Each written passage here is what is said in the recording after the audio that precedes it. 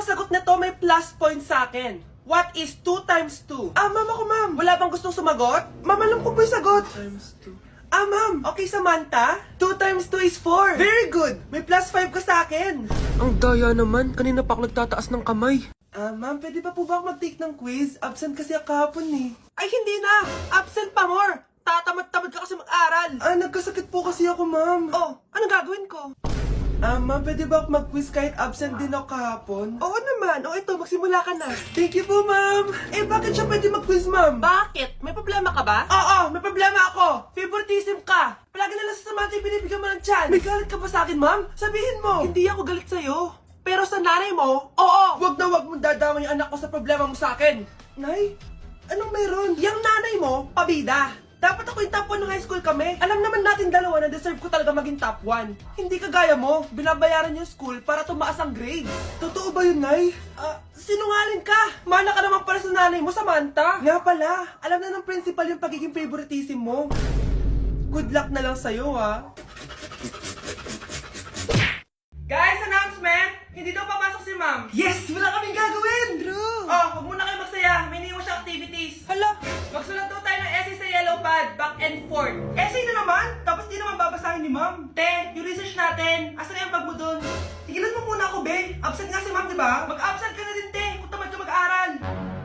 Ang laki ng ano niya, pre, oh. Oo nga, pre. Kita niyo ba yan? Aba, ano yung pinapanood nyo, ha? Wala to. Ba't ka ba nakikialam? Loko kayo, ha? Magsusumbong ako kay ma'am. Di magsumbong ka. Pwede na naman. Be, tara, uwi na tayo. Wala naman si ma'am, eh. Tara, di naman nila mapapansin yan. Hoy, saan kayo pupunta? Kinis kayo, di ba? No, dyan lang kami sa kantin, eh. Oo, sa kantin lang kami. Be, di ako bingi. Dito lang kayo. Maglilinis pa kayo. Babe, TikTok tayo. Sige, babe. Uy, sana all. Ang hirap naman ng step. Di kayo na masaya. Magbe-break din kayo. Dito pa kayo naglandian, ha? Humanda kayo kay ma'am. Good morning, class. Sorry, absent ako kahapon. Ay, hindi. Nasa exit letter mo, ma'am. Ha? May break sa Ma'am Scarlett. Di ba kapag absent kami, hiningan mo na kami ng exit letter? Nasaan yun sa'yo? Hala, na paano siya? Be, anong iniiyak-iyak mo dyan? Nag-relapse ako, be. Nakita ko kasi mga favorite song namin sa Spotify rap results ko. Lo, OA mo, be. Okay, class. Kanina notebook to? Hala, diary ko ba yun? Sige, tatapon ko na to. Total, wala naman may-ari sa inyo, ha? Ma'am, wait! Diary ko po yan. Oh, Scarlett. Pwede mo bang basahin sa buong klase kung anong laman ng diary mo? Babasahin? Ma'am, nakakahiya. Go, best! O, ganito, Scarlett. Pag binasa mo yan, may plus points ka sa akin. Sige na nga, para sa plus points. Dear Diary, niligawan ako ng crush ko. Para ako nasa movie at kami yung bida. Siri plays Snow on the Beach. Yee! Ang harot, ha? Kaya pala may Taylor Swift ka sa Spotify rap mo, ha? Ano ba? Ito na nga, next na. Dear Diary, nagselo siya sa boy best friend ko.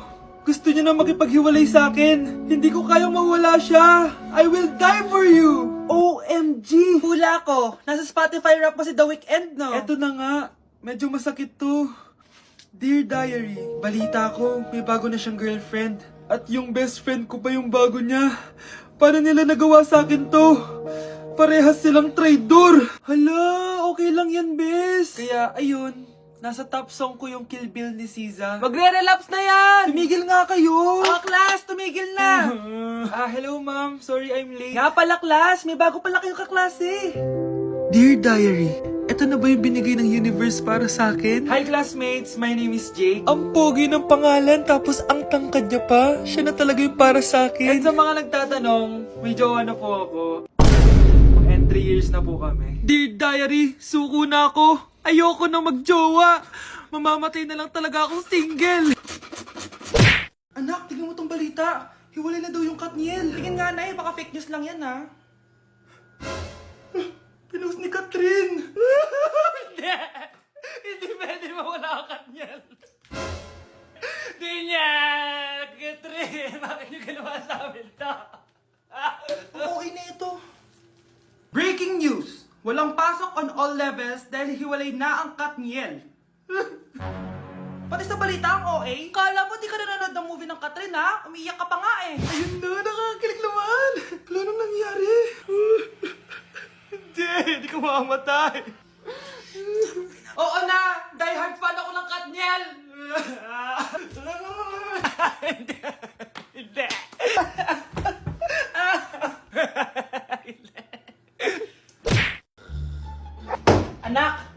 na, Pasko na. Pasko na agad? Oo, bumaba ka na doon. Nandito na mga tita mo. Ah, sige po, Nay. A few moments later. Hi, Mare! Merry Christmas! Merry Christmas po, tita. Eto na ba yung anak mo, Mare? May boyfriend ka na ba? Wala mo akong boyfriend. Study first po kasi ako eh. Study first o walang nagkakagusto sa'yo? Tignan mo nga sarili mo. Kesa naman sa'yo, mukha kang babaeng aso. Sige, kain na tayo. Nandito na naman yung tita kong laitera. Huy! Iba na tsura mo ngayon na! Oo, tita. Nakakaya naman kasi sa'yo eh. Baka laitin niyo ulit ako. Grabe ka naman. Hindi naman ako ganon. So, ano ba ginawa mo? Ba't gumanda ka? Secret lang natin to, tita, ha? Ginagamit ko tong Garnier Vitamin C Serum sa umaga at sa gabi naman, itong Garnier Overnight Serum with 10% pure vitamin C. Para naman wala ka na masabi sa ganda ko. Ang ganda pala niyan. Oo naman, it can fade dark spot and even skin tones in just one use. Kaya safe and effective talaga. Sige, dahil gumanda ka, bibili ako niyan mamaya. Bless po, tita. Bless you. Oo, anak, nandito ka na pala. Ang pogi pala ng anak mo, Mare. Siyempre, mana sa akin. Siya na ba si Mr. Right? Siya na ba yung plot twist na hinihintay ko? Magpapasko na akong may jowa! Nagsasabi mo dyan, anak? Pinsan mo yan. Pinsan? Lahat na lang. Anak, gumising ka na. Christmas party nyo na. Christmas party na namin, Nay. Sana maganda yung regalong matatanggap ko mamaya. Kumain ka na dyan, anak, ha? Anong meron, Nay? Bakit ang dami pong pagkain? Siyempre, anak, malapit na magpasko. Tara, kain na tayo. Niluto ko lahat ng favorite mo. Talaga, Nay? Hay, sana palagi na lang Pasko. Ay, may nangangaroling ata. Wait lang, anak. Nangangaroling po. Ang seselage awetan na wit ang hando. Sanga ng Pasko magmalaba joy joy. Merry Christmas po! Galing mo naman! No, ito, 10 pesos. Ayan na! 10 pesos? Ang ganda ng boses ko tapos 10 pesos lang bibigay mo sa akin? Alis na nga ako, kuripot mo. Wow, demanding pa. A few moments later. Okay, class, mag-exchange gift na tayo.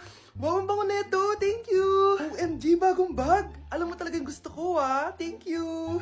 Nasaan yung ka-exchange gift ko? Wala yung ka-exchange gift mo, be. Absent siya. Bawi ka na lang next year. Minsan na nga lang mag-Christmas. Absent pa siya. Okay lang yan, be. Huwag ka na umiyak. Paano na yung gift ko? Oo, anak. Ba't malungkot ka? Wala ako natanggap na regalo, Nay. Absent yung ka-exchange gift ko. O, eto. Para sa'yo, anak. Merry Christmas. Para sa akin to, Nay. Thank you! Kala ko wala na ako regalo ngayong Pasko. Siyempre naman, anak, makakalimutan ba kita? Wow, ang sweet niyo naman, Mare. May fruit salad ba kayo? Pingi ko. Okay, class! Welcome back! Oh, ba't parang di kayo masaya? Paano kami magiging masaya, ma'am? 10 activities yung gagawin namin. Alam nyo, puro kayo reklamo. Konti pa nga lang yan eh. By the way, may bago tayong gagawin. Sabihin niyo sa akin kung ano yung New Year's resolution niyo. Mag-umpisa tayo kay Kyle. Ako po, ma'am? Sige, ako. Ako ba si Kyle? Ang New Year's resolution ko ay mas gagalingan ko pa sa school. Very good. Okay, next, Scarlett.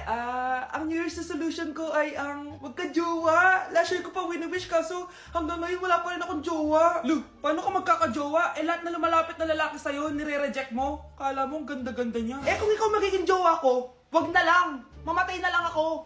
Tama na yan. Samantha, ikaw na. Ang New Year's resolution ko ay wala. Dahil sobrang perfect ko, no? Feeling naman neto. Ako kaya yung pinakamabait at pinakamaganda dito, no? Ang pinakamasamang ugali.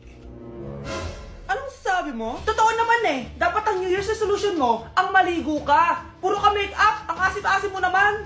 Ganon? Ang New Year's resolution mo dapat ay ang mag-toothbrush ka. Dahil ang baho na hininga mo, lahat ng crush mo, nata-turn off sa'yo. Kumpara naman sa'yo, be. Itsurang pa lang, nata-turn off na sila. Walang iya ka? Manda ka sa akin pagkatapos nito. Ang New Year's resolution ko ay ang ibagsak kayong dalawa. Babe? Yes, babe? Magpa 5 years na kasi tayo bukas, babe. Gusto ko na sanang i-level up yung relationship natin. Ha? Ayoko pa maging nanay. OMG! Will you marry me? Wait lang, parang nakita ko na yan. Seryoso ka ba, Michael? 299 pesos na engagement ring? Yun ba yung halaga ko sa'yo? Babe, hindi naman importante kung mahal yan or mura, di ba? Ang importante, nagmamahalan tayo. 5 years tayo! Tapos eto lang bibigay mo sa akin, ha? Hindi pa ba sapat yung magpapakasal tayo tapos magkakapamilya? Nag-expect ako sa'yo. Akala ko bibigyan mo ako ng bagong bahay, ng bagong sasakyan. Tapos ito lang bibigay mo sa akin? Buti naman at lumabas na yung tunay na kulay mo bago kita pakasalan. Ha? Sinusubukan lang kita. At tama nga ako, na gold digger ka. Michael, sayang. Nakahanda na pa naman yung titulo ng mansion na ibibigay ko sa'yo. Pati yung sports car. Michael, sorry. Joke lang yun. I guess, pera lang ang habol mo sa akin. Hindi mo deserve to.